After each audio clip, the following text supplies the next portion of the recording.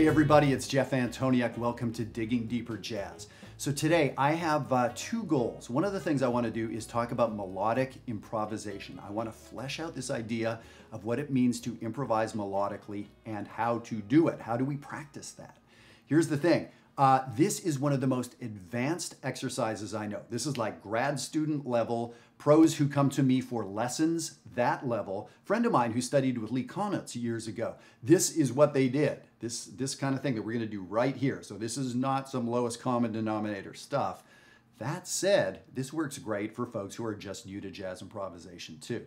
Now, part two of what I want to do, which is totally related, is talk about the entire history of jazz improvisation from jazz didn't exist yet up till today.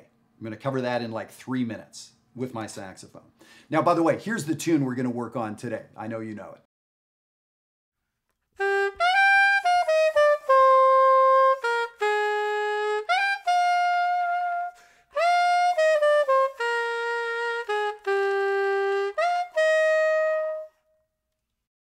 It's an oldie but a goodie. I know you love it.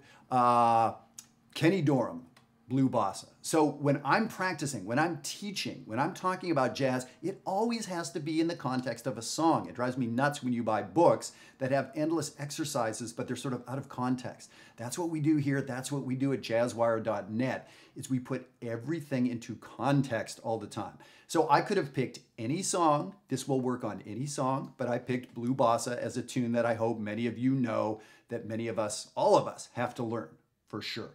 So this is the context. Could have been any tune. So here's the question. Who discovered jazz improvisation? Like we know, who discovered this continent, or so we think. Who discovered this molecule or this atom or this cure for whatever? Who discovered jazz improvisation? It's kind of a weird way to put it, and it's probably a wrong way to put it. There wasn't one person that found jazz improvisation like under a rock or something. Hey, here it is. Up in the attic? No, that's not how it worked. Jazz improvisation, what happened? It developed. So most historians, I think, would agree with me here that jazz improvisation, it was a process of folks embellishing a melody. We hear stories of Bix Beiderbecke or Buddy Bolden or Louis Armstrong, and we read quotes about those folks. And people would say, wow, Buddy Bolden played a melody like no other. That melody was never the same after he played it. Those sort of quotes. What does that mean? He wasn't thinking about modes of the harmonic minor scale, I don't think. He was playing the melody in his own way, his interpretation of it. So that's what we're going to talk about. So that it's sort of important to understand that jazz improvisation didn't start with chord changes and scales and, arpeggios necessarily. It started with embellishing melodies. And yes, of course, improvisation has existed in music for centuries or millennia before this. So I'm talking about jazz improvisation. Here's what I want to do. I'm going to put this sheet up on the screen for you and run through this exercise that I was talking about. It's the simplest thing to understand. It is so dang hard to do. So I really am going to challenge you not to just watch this video, not to just listen to me do this a little bit, but this is something I want you to do. I'm going to run it through very quickly. First thing, pick a song you know well. And what I mean by that, we're going to be embellishing a tune to death. We're going to be taking this tune and stretching it past the breaking point. So you need to know the tune if you're going to embellish it. Right? If I'm going to embellish the story of the Three Little Pigs or Baba Yaga or some folk story, well, I can't do a good job of embellishing it if I don't really know how it goes. Someone that knows the story would just say, well, he's just playing it wrong. That's not even related to the story, right? So the better I know the story, the better I'll be able to embellish it. So pick a tune you know well. So that's why I picked Blue Bossa. That's the first thing. So now here's what we do. We're going to play this tune for a while. So let's call it 5 choruses for me today. I don't want to be here all day. But I would suggest 10 choruses. Play 10 choruses of Take the A Train or 10 choruses of All the Things You Are or whatever the tune is. Now, here's the deal. The first chorus you play should be exactly as it's written on a lead sheet or in the real book or whatever. You're going to play it exactly like that. Let's say we're playing 10 choruses. Chorus number 1 is exactly as written, no interpretation. Chorus number 10 is going to be pure improvisation, okay? And everything in between is this slow progression of embellishing the melody more and more. So the second chorus, it's still the melody, 100% still the melody, but with some embellishments. You may add some rhythms or add some notes. You can look back at the previous video and we really dig into how to embellish a melody. The third chorus is still pretty well the melody, but we're taking some liberties. By the fifth or sixth chorus, if you walked into the room in the middle of that, you could probably hear hints of the melody, but it's sounding a lot like a solo, okay? By the 9th chorus into the 10th chorus, we are soloing. But here's the hard part, is I don't want you just playing the changes or using licks you know. We are embellishing the melody. So even in the 10th chorus, when the melody is gone, essentially, that is the only thing you're thinking about. You are not thinking about, oh, this is a D half diminished chord, so I'm going to play the second mode of melodic minor here or whatever. You have to think about the melody. That's particularly hard for somebody like me that connects to music sort of intellectually. I like thinking about the chords. I have a hard time improvising if I don't know what the chord is and sort of what my approach will be against that chord. That's the way I'm wired. I'm not saying that's a good thing.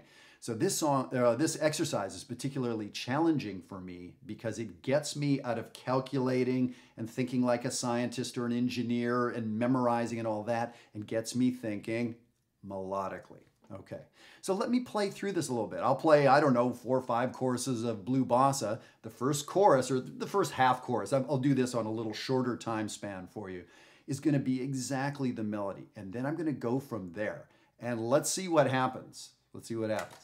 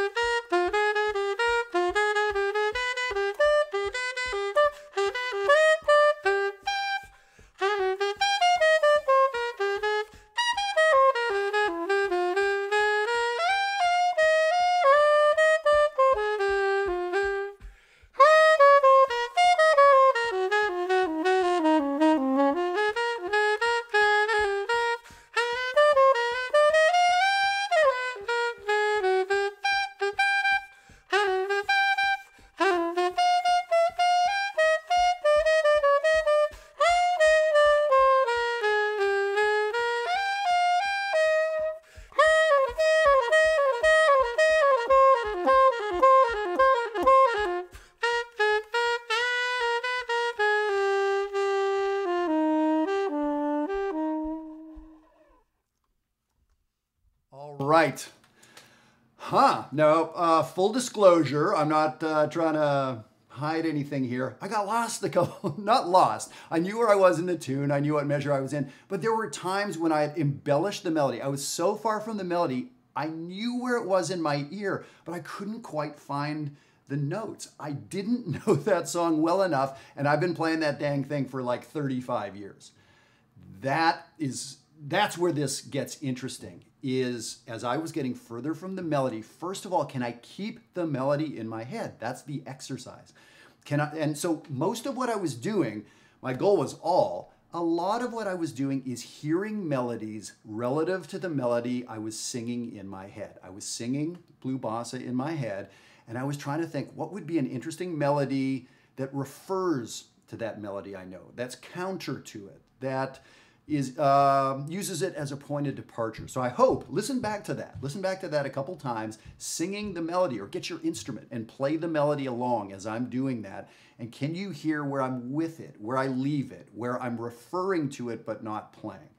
And as I said, there were times when I just kind of lost it and had to jump back in a measure or two later. That tells me I need to know the song better. Now, here's one of the fringe benefits of this exercise is, oh my God, you have never known a song so well as if you do this for half an hour. Like if I were to pick, gosh, there's, you know, a song that I've played 1,000,000 times. What would that be? Confirmation by Charlie Parker.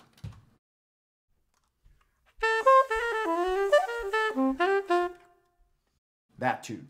Well, that's hard to embellish because of all the notes in there. Like, wow, when we change even one or two of those notes, again, I've been playing that since I was a teenager, which is a while back.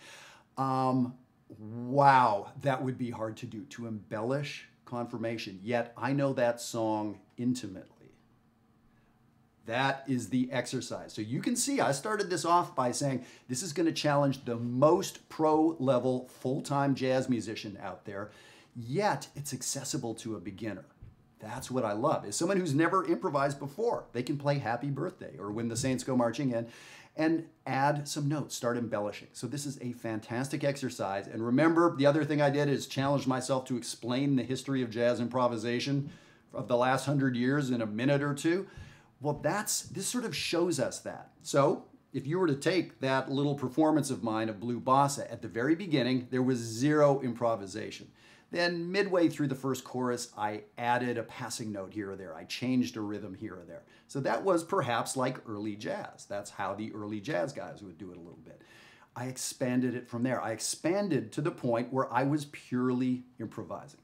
That is how improvising started.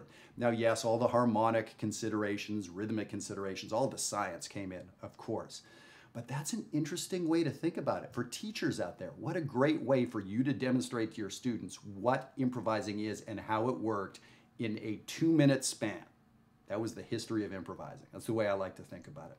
So I really want you to give that a try. Again, you understand it. That's the easiest thing in the world. A non-musician could understand what I just did in a sense. But wow, to do it, it is so challenging. So I would love for you to do this. And I may have mentioned jazzwire.net. We have people on there who are already doing this work.